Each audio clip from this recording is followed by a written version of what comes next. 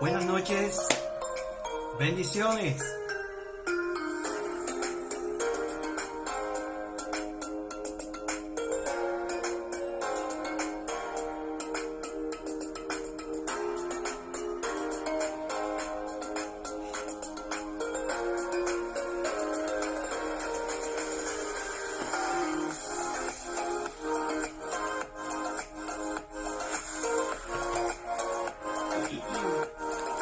Dios les bendiga de manera grande, de manera especial.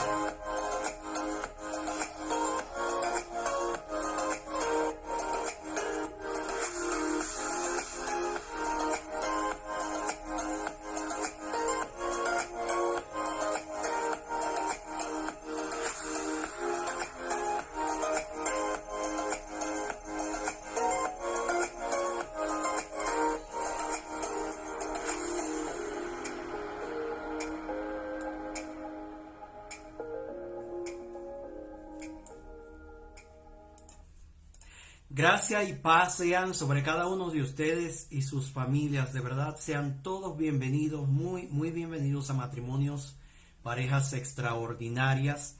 La mejor excusa que tú y tu cónyuge pueden tener para conectarse los viernes a fin de disfrutar de este contenido, donde preparamos un programa desarrollado para agregarle valor a nuestra relación de pareja y hablar de todos estos temas que platicamos relacionados con la vida matrimonial, que nos puede, verdad, sumar, nos puede orientar para guiarnos, nos sirve de consejería en nuestra relación de pareja. Y como todos los viernes, un servidor, Ruster Peña y Erika Domínguez, pues les damos la bienvenida en este viernes, ya mayo, Ruster, 5 de mayo. 5 de mayo.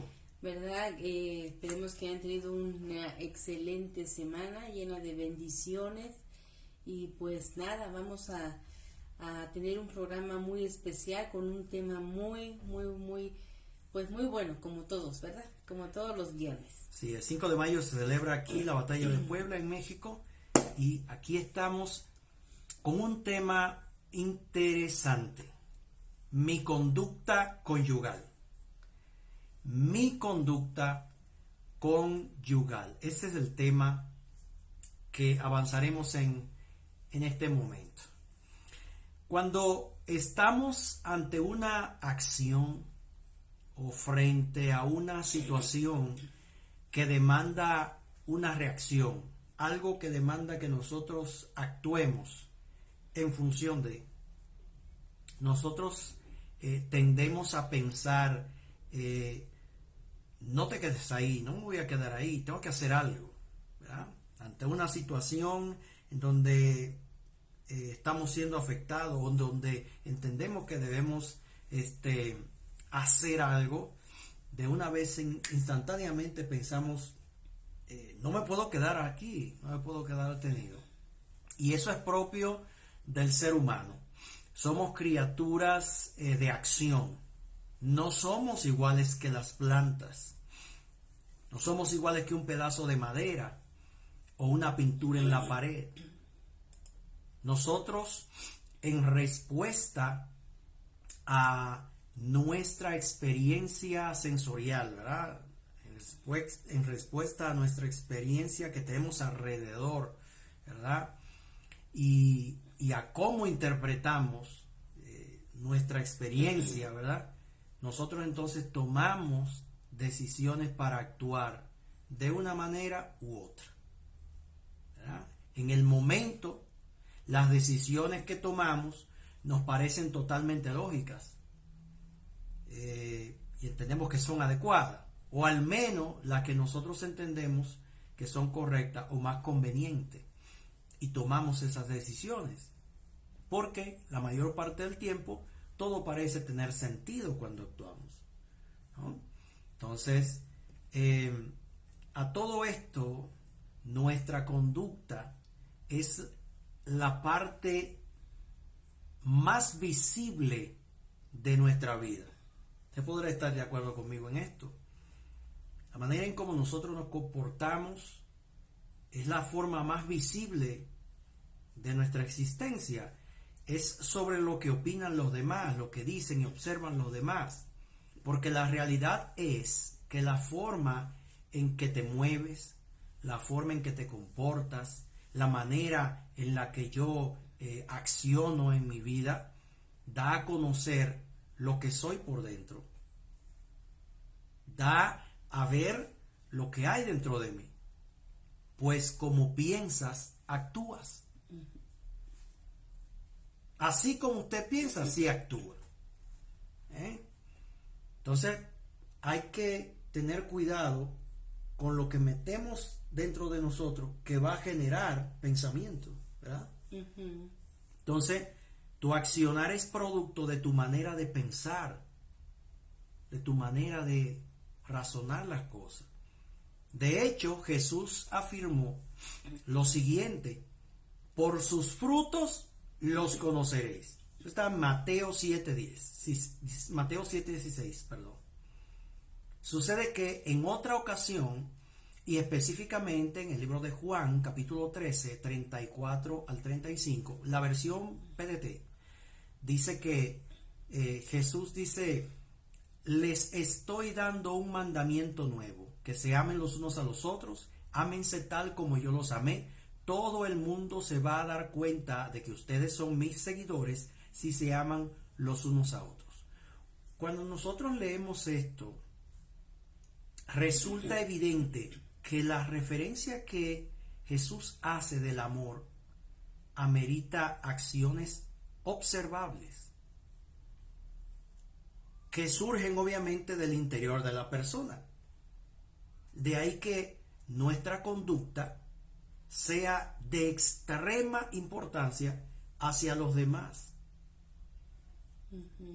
Por ejemplo, estaba yo ahorita pensando, aquí en nuestra cerrada hay un grupo de vecinos que somos muy unidos, ¿verdad? Pero hay otros vecinos que les molesta pues esa unidad, ¿no? Entonces, tú dices, los frutos que nosotros damos es lo que reflejamos, ¿verdad?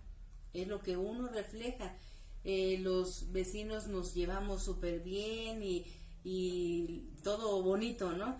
Pero hay gente que vive con amargura, que vive con cosas en su corazón, que aún la felicidad de los demás les molesta, porque no la tienen. Pero esto es algo que sucede en todo el mundo, entiendo yo, en todas las esferas sociales, ¿no? O sea, hay este tipo de comportamiento. Precisamente por esto estamos hablando acerca de la conducta, y ahorita vamos a entrar al plano conyugal. ¿Por qué? Porque de ti sale lo que hay dentro de ti. Tú emites, tú diseminas, tú promueves o promulgas lo que hay dentro de ti, ¿no? Entonces, también aquí, por lo general, cuando nuestras acciones son apropiadas, nos sentimos conformes con las decisiones que nosotros tomamos. Pero cuando nuestra conducta es inadecuada o es vergonzosa o es humillante u ofensiva o algo por el estilo, nos sentimos avergonzados, culpables por lo que nosotros hicimos. Entonces, cuando yo reconozco que he sido injusto o ella ha sido injusta con su cónyuge, uno se siente culpable, y como mi deseo es estar en comunión con Dios y mi cónyuge, mi acción será decir: lo siento, ¿me perdonas? Me equivoqué. ¿Sabes qué? Si tienes razón, fallé. ¿Se te va a quitar un brazo? No. ¿Se te quita un pedazo de hombro? Tampoco. ¿Qué es lo que impide que eso suceda? Que eso suceda, que eso se dé. Una palabra: orgullo. Cuando podemos tener la oportunidad de modificar esta conducta en nosotros, que dicho sea de paso, es modificable, se puede cambiar, se puede mejorar, entonces las cosas comienzan a cambiar para bien. Y esto entre cónyuges debe ser factible, o sea, se debe dar, se necesita. Entonces cuando mi esposa escucha mi confesión, ella va a ver la expresión de mi rostro y va a interpretar, obviamente, que he sido sincero. ¿Ah? Y eso va a provocar un sentimiento de comprensión hacia mí en ella. ¿Por qué? Porque entendemos que debemos hacer lo correcto, no exclusivamente lo bueno. Lo correcto siempre va a ser bueno. Ahora, no todo lo bueno es correcto. Entonces, decidir perdonar y buscar establecer la relación es algo que los cónyuges necesitamos tener en nuestra relación. Pero eso es cuando ponemos atención a la relación matrimonial, ¿no? Cuando ponemos atención. El caso es que en ocasiones solo nos damos cuenta de nuestras conductas cuando alguien nos la señala. Pues sí, porque uno piensa que todo está bien, ¿no? Uno piensa que lo está haciendo de maravilla, cuando en realidad no es así. Pero una cosa, como tú decías, cuando alguien nos señala, pero también hay que aprender y saber recibir, ¿verdad? De esa otra persona o incluso de nuestro cónyuge, lo que estamos haciendo mal o lo que está inadecuado, ¿no? Porque hay muchos que nos dicen nuestras verdades y nos enojamos y nos ponemos furiosos. Yo no soy así. Y luego las mujeres decimos, pero si estás viendo, ya viste cómo te estás poniendo, y dices que no, pero si, ¿y ves? Sí, y cuando, por ejemplo, cuando yo voy manejando, después de que he acelerado un buen, Erika suele decirme de momento, ay, Rooster, vas muy rápido, ¿no? Entonces, cuando yo escucho esto, tomo conciencia y comprendo que es cierto. Entonces, trato de bajarle, voy bajándole. ¿Por qué? Porque la realidad es que antes de que ella me lo dijera, posiblemente no era consciente de ese detalle, o posiblemente no le estaba prestando atención mientras el acelerador estaba a todo lo que da, ¿no? Entonces, un hombre puede decirle a su esposa, me encanta cómo sonríes cuando cantas en el coro, por ejemplo. Me gusta muchísimo cómo te ves cuando te colocas esa falda, ese pantalón, no sé. Cuando te colocas esa blusa, ese vestido. Quizás, probablemente esa mujer no se había dado cuenta de que en el caso de que fuera tu caso, de que ella sonreía cuando cantaba. Seguramente lo hacía de manera natural. O seguramente se ponía la ropa porque, no sé, le gusta colocársela, pero no, como que no percibe. Pero ahora que su esposo se lo hizo saber, se da cuenta, ¿no? Se entera. Tomar conciencia de mi conducta, tomar conciencia de la manera en cómo yo actúo, me va a ayudar a comprender la respuesta de mi cónyuge. ¿Sí? Por eso, una vez que tomamos conciencia de nuestra conducta, de la manera en que nos comportamos, de que yo soy consciente de cómo yo soy, de cómo me comporto, entonces podemos modificar lo que nosotros hemos podido ver, hemos detectado que está incorrecto, siempre y cuando uno decida hacerlo, ¿no? Porque tú eres el que tiene que, o la que tiene que poner en tu parte para hacer un cambio de conducta. Así ¿sí? Pues sí, todo empieza con uno, ¿no? No podemos cambiar a la otra persona si nosotros no empezamos por nosotros mismos. Claro. Entonces es como el que está a lo mejor enfermo o tiene alguna adicción.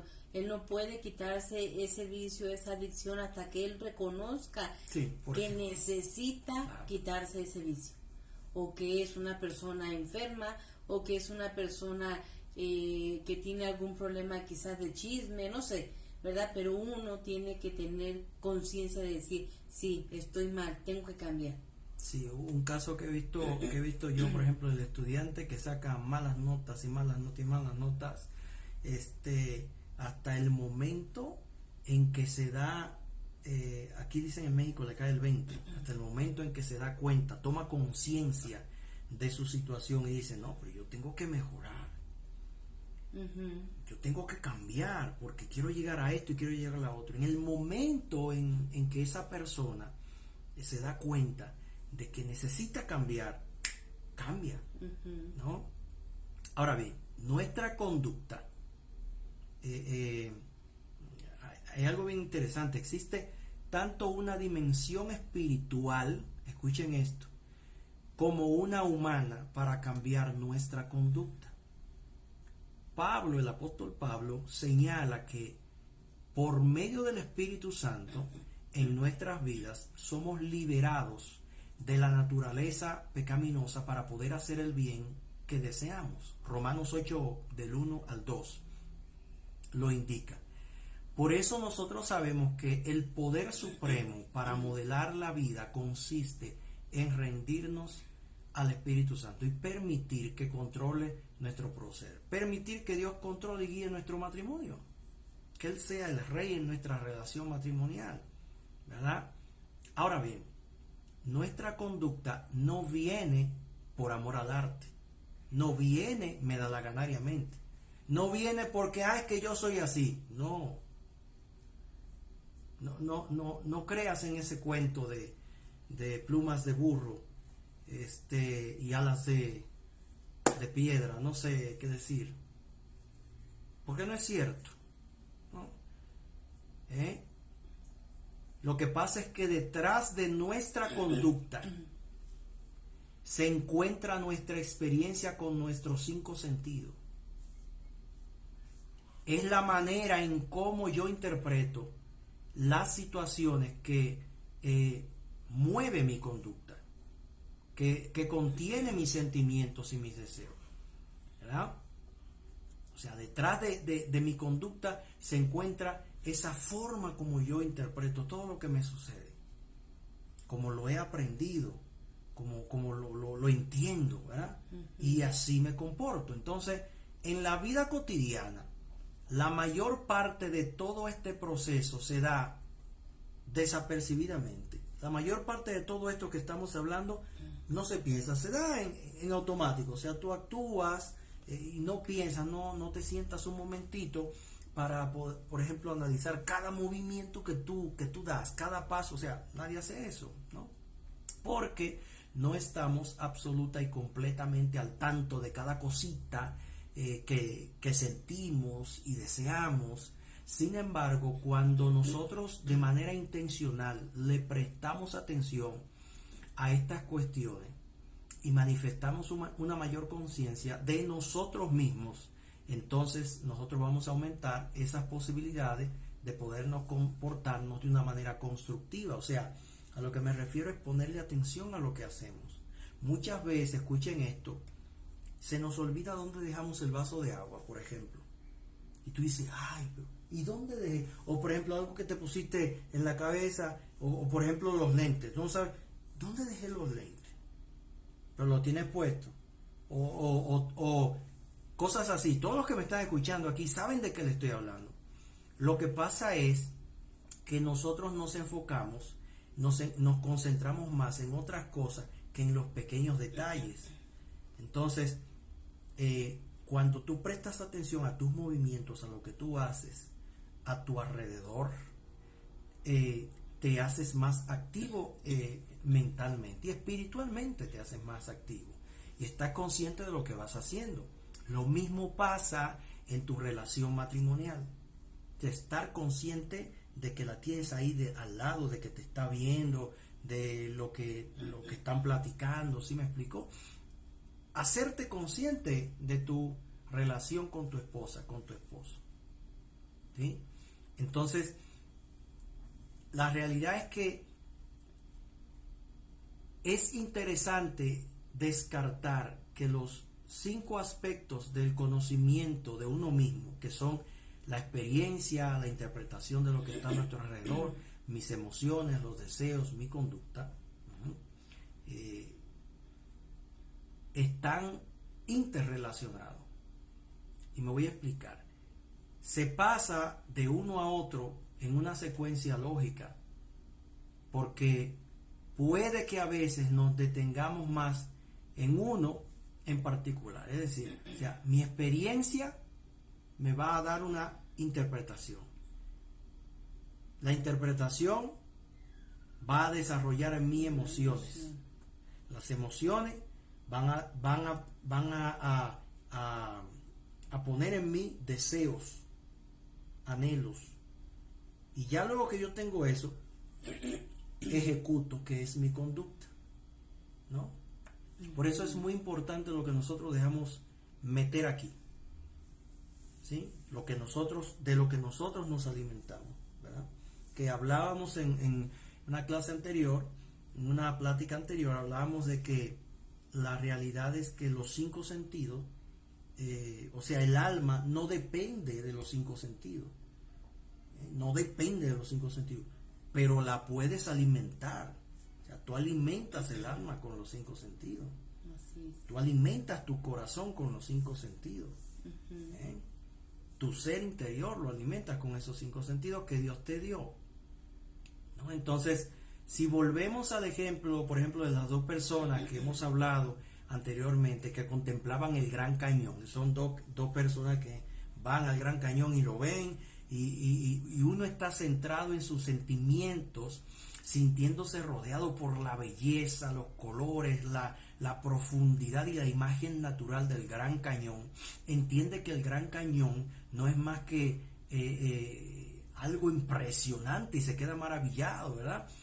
Cuando está ahí. Mientras tanto, el otro está concentrándose en sus deseos, ¿verdad? Y tal vez algo de comer o beber. Y por eso entiende que el Gran Cañón no es más que un enorme agujero en la tierra y no ve la hora de que la persona que está a su lado diga, vámonos de aquí, vámonos a un lugar más placentero, ¿no? Ante la misma situación hay pensamientos diferentes y acciones diferentes y conductas diferentes ante el mismo evento, ¿verdad? Entonces, con frecuencia nosotros escuchamos hablar de ser sincero con uno mismo. Usted ha escuchado, eso no es la primera vez que usted escucha eso. O sea, el tú ser sincero contigo mismo. Y es que un hombre puede decir,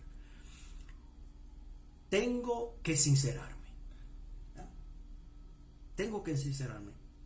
Yo no la amo ya. Ya no la amo. Este hombre emplea esta idea como una excusa para abandonar a su esposa.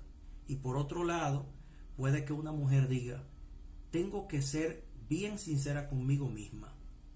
Detesto su comportamiento y no quiero vivir más con mi esposo. Y entonces se separa.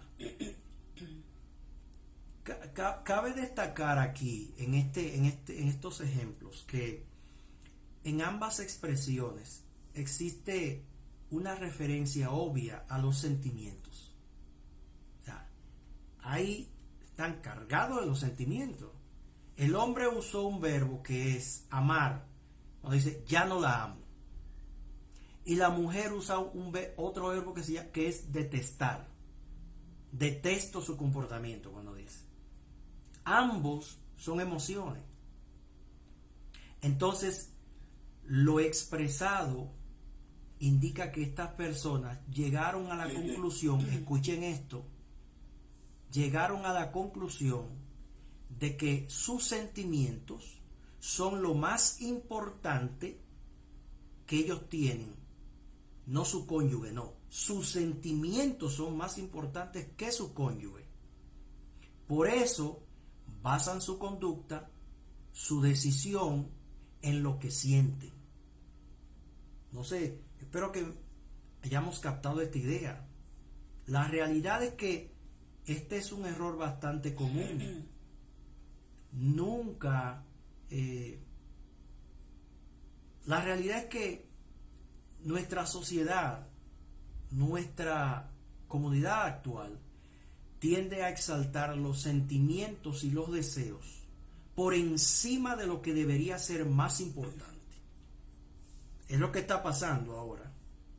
Lo que yo quiero, lo que anhelo, lo que deseo, lo que me hace sentir bien, es mucho más importante que cualquier otra cosa. Es decir, hemos llegado a la conclusión de que lo que yo siento o deseo es mi verdadero yo. Póngase a pensar eso, póngase a analizarlo, porque es así, es lo que está pasando. O sea, lo que yo quiero, lo que anhelo, lo que siento, es lo que realmente soy. Y en verdad se trata de un craso y gravísimo error, porque esto nada tiene que ver con lo que en verdad nos enseña la palabra de Dios. Cuando nosotros vamos a Filipenses capítulo 4 del 8 al 9, nosotros leemos que Pablo dice: por último, hermanos, piensen en todo lo verdadero, en todo lo que es digno de respeto, en todo lo recto, en todo lo puro, en todo lo agradable, en todo lo que tiene buena fama. Piensen en toda clase de virtudes, en todo lo que merece alabanza. Sigan practicando lo que les enseñé y las instrucciones que les di, lo que me oyeron decir y lo que me vieron hacer. Háganlo así y el Dios de paz estará con ustedes. Aquí Pablo hace un énfasis en el pensamiento como impulsor de la conducta. Así como piensas, actúas. La manera en que vemos la vida y la forma de actuar frente a ella es mucho más importante que el cómo nos sentimos o cómo deseamos. Y Eric y yo hemos hablado de ejemplos parecidos a eso antes. Imagínate una mujer que da luz. Y que no sienta ganas de amamantar, ¿no? Exactamente, ajá. Imagínate eso. No, y déjate de esa. Por ejemplo, que sea, bueno, ella da luz hoy y pasa todo el día con el niño y lo ama y lo quiere, pero mañana ella siente que no es mamá. Ajá. Ella siente que no tiene hijos. Como ella sintió que no tiene hijos, pues ya ella no es mamá. Y fíjate que hoy en día esa situación se ve en las mamás y le llaman el ¿cómo se llama? El posparto, no, bueno, tiene un nombre, ajá, exacto, tiene ese nombre, ¿no? De que la persona que tiene a su bebé pues no quiere verlo, no quiere amamantarlo, no quiere cargarlo, o sea, no quiere, ¿no? Y es una situación que pasa con la mujer, pero el que tú digas, es que no siento hacerlo, bueno, pero como mamá uno tiene que hacerlo, ¿no? Sí, y lo más interesante sería que yo, escuchando esto, siendo médico, te diga, tienes razón. Tienes razón, imagínate, o sea, yo sabiendo que eso es una afección que tienes, una depresión postparto, vengo y te digo, no, sí, tú estás bien, no lo hagas, pon al niño por ahí, tú sigue tu vida, por favor. Y esto se está dando en otros estratos de la vida cotidiana, señores. Entonces, aquí no es el cómo nos sentimos lo que debe dirigir nuestro accionar. ¿Sí? Porque pues, sabes que yo siento que no quiero trabajar estos 3 días. Cuando vuelvas te van a despedir, te van a dar tu carta. ¿Sí? Entonces, en el matrimonio pasa algo muy, muy parecido. Jesús se acerca al final de su vida aquí en la tierra. De hecho, faltaba poco para ir a la cruz. Y en el libro de Mateo 26, del 36 al 39, nosotros leemos que dice así: después Jesús fue con ellos a un lugar llamado Getsemaní y les dijo: siéntense aquí mientras voy allí a orar. Luego tomó a Pedro y a los 2 hijos de Zebedeo con él y comenzó a sentirse triste y angustiado. Después les dijo: mi tristeza es tan grande que me siento morir. Quédense aquí, manténganse despiertos conmigo. Caminó un poco se postró rostro en tierra y oró así: Padre mío, si es posible, no me dejes tomar esta copa. Sin embargo, no hagas lo que yo quiero, sino lo que quieres tú. Un momento tremendo. Nosotros leemos esto y nos imaginamos ahí, está tremendo el caso, ¿no? Si prestamos una particular atención a estas palabras que acabamos de leer, nos vamos a dar cuenta de varias cosas. ¿Qué sentía Jesús en ese momento? O sea, ¿qué sentía de sentir su sentimiento? ¿Qué sentía? Pues angustia, miedo. Estaba triste, ¿sí? Tristeza. Invadido por la angustia, lo dice, ¿no? Ahora, ¿qué deseaba? ¿Qué deseaba él? Ahí lo dice, si es posible, no me hagas beber de este trago amargo, de esta copa. No pasar por lo que iba a pasar. Exactamente, o sea, él no deseaba pasar, en ese momento no deseaba pasar por ahí. O sea, su sentimiento, su interior, su deseo era no pasar por ahí en ese momento. ¿Sí? Porque era un ser humano 100, ¿no? Entonces, pero ¿cuál fue la interpretación de él ante todo este escenario de sentimientos y situaciones? ¿Cuál fue la interpretación que hizo Jesús de ese momento? Él dice: pero no sea lo que yo quiero, sino como quieras tú, Señor, como quieras tú, Padre, como quieras tú, Papá, como tú desees, Señor. De modo que la voluntad del Padre para Jesús era más importante que sus sentimientos o que sus deseos. Ojo con esto, La acción inmediata de Cristo no se basó en lo que él sentía, ni en el deseo momentáneo de ser librado de la cruz, sino que su conducta se basó en su interpretación de que la vida debe estar controlada por la voluntad de Dios para el ser humano. Wow. Está tremendo. Claro, está tremendo porque fíjate, es una enseñanza que Jesús mismo nos da siendo hombre, ¿no? Y a veces nosotros, cuando estamos en temporadas difíciles, en momentos de dificultad, empezamos igual, ¿no? A preguntar, ¿y por qué yo? ¿Y por qué nosotros? Sí. Y empezamos, ¿no? Y nosotros lo hemos aprendido porque también hemos pasado circunstancias y al principio también preguntábamos, ¿por qué, verdad? Claro. Pero Dios nos ha enseñado a través del proceso, a través de las dificultades, que el Señor no nos va a mandar nada que no podamos soportar. Esa es una, ¿verdad? Él sabe nuestro límite como ser humano, Él sabe nuestros límites como personas y no te va a mandar más. Y hemos aprendido a que cuando estamos en ese proceso, si nosotros nos asomamos y vemos a los que están a nuestro alrededor, a la gente que está, quizás tú estás en un hospital y vas por una gastritis, una colitis, una cosa así, y estás internado, tú puedes ver a tu alrededor que hay gente que la está pasando peor, que hay gente que está entre la vida y la muerte, pero tú te sientes mal, pues porque tú sientes el dolor, ¿verdad? Pero cuando tú aprendes a ver a la otra persona que está a tu lado, dices, wow, Señor, pues sí estoy mal, pero mira, Él está más mal que yo. Él está pasando una situación peor que yo, porque yo tengo que comer, pero él no tiene ni qué comer ni tiene trabajo.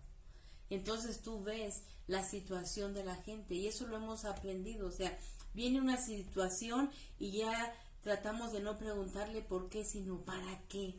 O sea, Señor, ¿qué me vas a enseñar de este momento? Porque cada conducta y cada situación que Dios nos permite pasar es para enseñarnos algo de la vida, ¿no? Para enseñarnos algo de la vida y aprender como seres humanos que somos personas bendecidas, aunque a lo mejor no lo tienes todo, pero eres mucho más bendecido que otros que no tienen nada. Pero comentábamos también que el simple hecho de tú tener tus 5 sentidos es una ocasión para darle gracias a Dios por todo. Claro. Porque y nos damos cuenta de la falta de uno de ellos cuando nos falta. Así es. Sí, yo creo que esta pandemia nos dejó a todos los que vivimos estos años del 19, 20, 21 nos dejó una gran enseñanza de valorar el tiempo que Dios nos da, ¿verdad?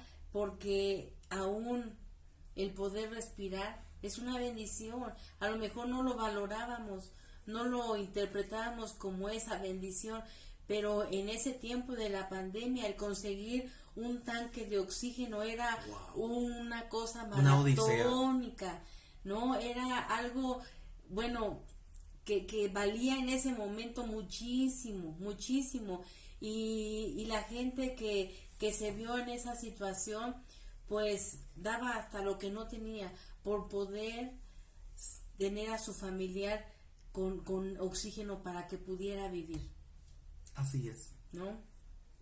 La realidad es que la peor manifestación de inmadurez se da cuando nosotros permitimos que los sentimientos y los deseos controlen nuestra vida. Porque, como decíamos antes, no es que no tienes sentimientos, no es que no tienes deseos, no es que no tienes anhelos. O sea, los sentimientos y los anhelos son parte de ti. Así es. Y o sea, siempre Dios van a estar siempre ahí. van a estar ahí. Dios los colocó dentro de todos los sentimientos. Todos los sentimientos. Amor, alegría, gozo, tristeza, angustia, paz, dolor, ira. Todos los sentimientos. El diablo no colocó nada de eso. Todos los sentimientos los colocó, los puso Dios en uno, en nosotros. Él es el creador. Que estar bien claro con esto. Ahora bien, el tema es cómo lo manejamos. Así es. ¿Cómo lo manejamos? ¿No? Porque cuando mal manejamos esos sentimientos decimos que es el diablo que está influyendo. Por favor, el diablo tiene que estar en una esquina diciendo yo qué hice. ¿Sí? Los sentimientos están dentro de nosotros y nosotros necesitamos aprender a manejarlos. A controlarlos. Con ayuda del poder del Espíritu Santo. ¿Ok? Eso es así. Entonces, la peor manifestación de inmadurez es cuando nosotros permitimos que todos los sentimientos y todos los deseos y todos los anhelos nos controlen a nosotros. Por ejemplo, te puedo decir que usted debe ser capaz, yo debo ser capaz de dirigir mi voluntad al evaluar las acciones antes de tomarlas. Claro, conectar nuestro cerebro con lo que vamos a hablar. Claro. Por ejemplo, cuando una persona está enojada, tiene que controlar ese enojo, porque a veces a lo mejor tú te enojas con tu hijo o con tu esposa y es tanto tu enojo que quieres golpearlo, pero puedes marcar la vida de esas personas o hablas palabras ofensivas que marcan el corazón. A lo mejor no va a tener ninguna marca el muchachito, física, ¿no? Porque no le dices con el cinturón, pero en su corazón se va a quedar esa marca, se va a quedar esa palabra que tú le dijiste y que a veces son las que tardan más en sanar, ¿verdad? Sí. Entonces tenemos que dirigir ese enojo y calmar. Yo recuerdo que cuando yo era chiquita, en los comerciales de la televisión decían, cuando pasaban comerciales de cuando la gente se enojaba, decía, cuenta hasta 10, y ¿no? Y toma aire, y o sea, te decían porque se estaban viendo casos de violencia dentro de la familia, entonces por eso empezaron a sacar esa campaña de que cuenta hasta 10, ¿no? Y así, o sea, debemos de contar hasta 10, calmarnos, tranquilizarnos y no hablar cosas que hieran. Y fíjate, ¿no? que es interesante, cuando tú hablas de esto me llega las escrituras que dicen que Dios no nos ha dado un espíritu de cobardía, sino de poder y de dominio propio. O sea, quiere decir que cuando tú desbordas tus sentimientos y haces y deshaces y dices, es un sinónimo de cobardía. Y no de dominio. Y no de dominio. Por ejemplo, aquel que también está triste, ¿no? Porque a lo mejor perdió el trabajo, perdió a un ser querido, porque a lo mejor la novia lo abandonó, no sé.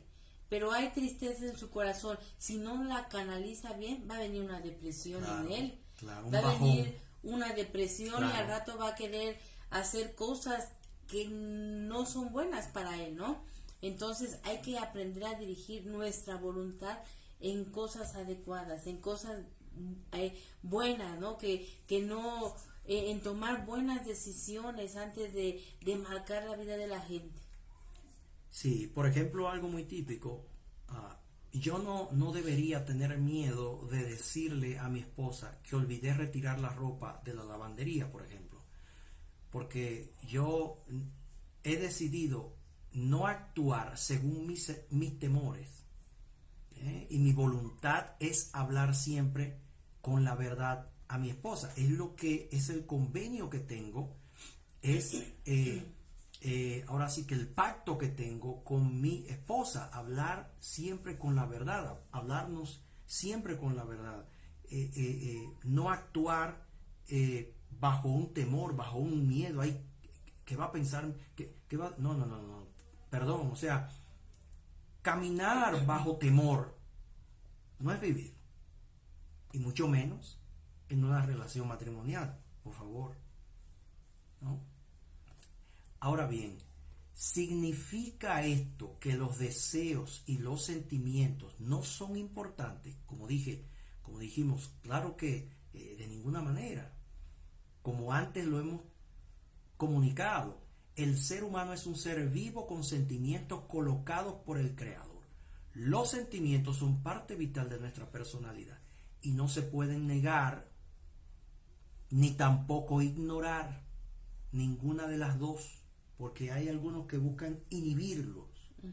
Es un error, porque precisamente solo si tenemos conciencia de nuestras emociones, de cómo yo me siento cuando pasa esto, de cómo me comporto cuando pasa tal cosa, cuando yo soy consciente de eso y de cuáles deseos me llegan, entonces nosotros podremos detenernos a analizar todo eso para tomar decisiones sabias acerca de nuestra conducta, acerca de lo que vamos a hacer.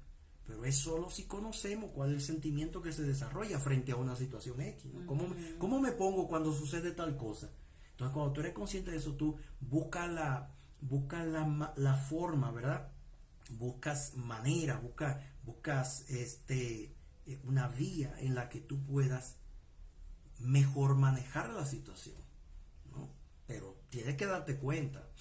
Entonces, sin embargo, resulta interesante que nuestro modo de pensar también influye en nuestra manera de sentir. Por ejemplo, ante cada situación, yo tengo la oportunidad de pensar lo mejor o lo peor de mi cónyuge. Ante cualquier situación, ¿no? Si pienso lo peor, es evidente que sienta enojo, resentimiento, etcétera, hacia mi esposa. Pero si pienso lo mejor, mis sentimientos buscarán comprender o al menos serán de momento neutrales, ¿verdad? De modo que si decido pensar lo mejor, puede que me desilusione, tal vez, al enterarme de que estaba equivocado, pero al menos estaré en un mejor estado un mejor estado de ánimo para afrontar la realidad negativa. ¿Por qué? Porque busco lo mejor, no me voy hacia lo peor, ¿verdad? Entonces, no solo tenemos la posibilidad de desarrollar el conocimiento de nosotros mismos, sino que también nosotros disponemos de las Escrituras y del Espíritu Santo, que nos ayudan a interpretar la vida, señores, y a guiar nuestros pensamientos y nuestra conducta a lo mejor. No es que somos ángeles y tenemos alas allá detrás, no es eso lo que nosotros queremos decir. Aquí es el mejorar día con día, el mejor llevarnos día con día, el mejor tratarnos día con día. Veamos el caso de ese hombre que no ama más a su esposa y siente que debería dejarla. Este tipo de sentimientos y deseos te desanima, porque conoces que las escrituras enseñan que debes amar a tu esposa como Cristo amó a la iglesia, como dice Efesios 5:25.